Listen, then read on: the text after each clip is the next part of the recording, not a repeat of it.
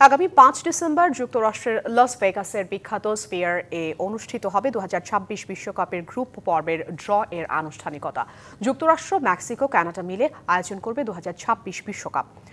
যদিও loss Vegas বিশ্বকাপের আয়োজক শহরগুলোর তালিকায় নেই, তবে স্ফিয়ারকে বেছে নেওয়া হয়েছে তার বিশ্বমানের প্রযুক্তি, চমকপ্রদ এলইডি স্ক্রিন এবং পর্যটন সম্ভাবনার কারণে।